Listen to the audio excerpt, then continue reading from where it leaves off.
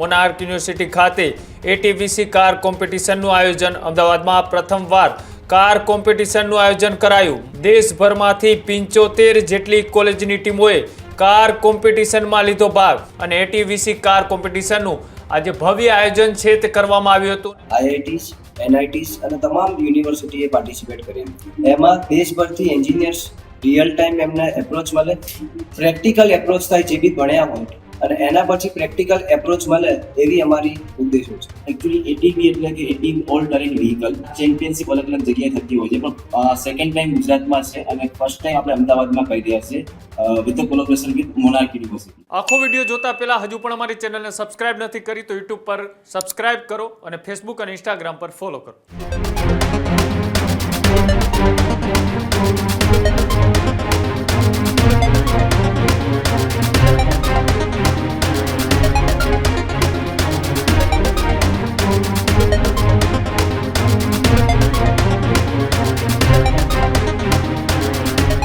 Monarch university દ્વારા અમદાવાદની અંદર પ્રથમ વખત એટીવીસી એ કાર રેસલિંગનું આયોજન છે તે કોમ્પિટિશનનું આયોજન કરવામાં આવ્યું હતું। મોનાર્ક યુનિવર્સિટી ખાતે એટીવીસી કાર કોમ્પિટિશનનું આયોજન અમદાવાદમાં પ્રથમવાર કાર કોમ્પિટિશનનું આયોજન કરાયું। મોનાર્ક યુનિવર્સિટી દ્વારા અમદાવાદમાં પહેલી વખત કરાયું આયોજન। દેશભરમાંથી 75 જેટલી કોલેજની ટીમોએ કાર કોમ્પિટિશનમાં લીધો ભાગ।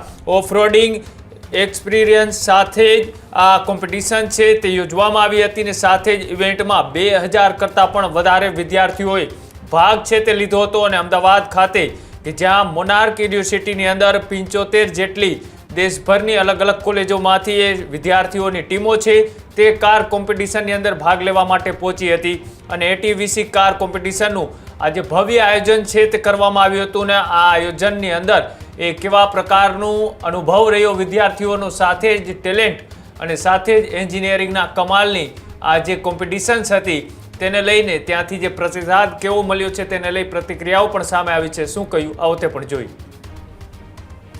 આ વિદ્યાર્થીઓ ભારત દેશમાંથી આવી રહ્યા છે અને એમાં આઈઆઈટીસ એનઆઈટીસ અને તમામ યુનિવર્સિટીએ પાર્ટિસિપેટ કરી। આ એટીવીસી કોમ્પિટિશન છે, પેરાવેલ ટેરેન વ્હીકલ ચેમ્પિયનશિપ છે। એમાં દેશભરથી એન્જિનિયર્સ રિયલ ટાઈમ એમને એપ્રોચ મળે, પ્રેક્ટિકલ એપ્રોચ થાય જે બી ભણ્યા હોય અને એના પછી પ્રેક્ટિકલ એપ્રોચ મળે એવી અમારી ઉદ્દેશો છે। આ લોકો અહીંયા કાર બનાવી રહ્યા છે પોતાની, એમાં હાઇડ્રોજન કાર છે ને ઇલેક્ટ્રિક વ્હીકલ છે। હું છેલ્લા 5 વર્ષથી યુનિવર્સિટીમાં કામ કરી રહ્યો છું અને હું જોઈ રહ્યો છું કે છોકરાઓને થિયરી નોલેજ તો મળી રહ્યું છે પણ પ્રેક્ટિકલ નોલેજ નથી મળતું। તો મેં ભાવિનભાઈ સાથે મળીને એવું કીધું કે ભાઈ તમે એટીવીસી કરાવી રહ્યા છો તો મારા બી આમાં ઇન્ટરેસ્ટ છે કે છોકરાઓને થિયરી પ્લસ પ્રેક્ટિકલ નોલેજ મળ્યું। તો અમારો એવો ઉદ્દેશો છે કે છોકરાને આ વર્ષે 40% થિયરી 60% આપણે પ્રેક્ટિકલ નોલેજ પાછળ ધ્યાન આપીએ।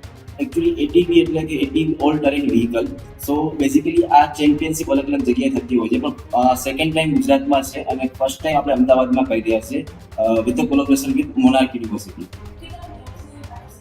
અહીંયા આ ચેમ્પિયનશિપમાં ટોટલ 75 કોલેજીસે પાર્ટિસિપેટ થયું છે અલોંગ વિથ ધ 2000 સ્ટુડન્ટ્સ।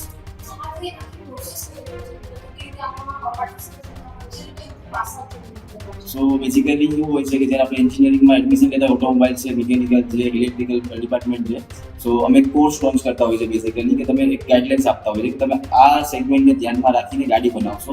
એમાં બેઝિક સેગમેન્ટ છે પ્લસ અમુક રૂલ્સ હોતા હોય છે અને સાથે સાથે એમાં અમે કેટેગરીઝ આપતા હોય છે કે હાઇડ્રોજન વ્હીકલ્સ છે, સીએનજી વ્હીકલ્સ છે, ઇલેક્ટ્રિકલ વ્હીકલ્સ છે, પેટ્રોલ વ્હીકલ્સ છે।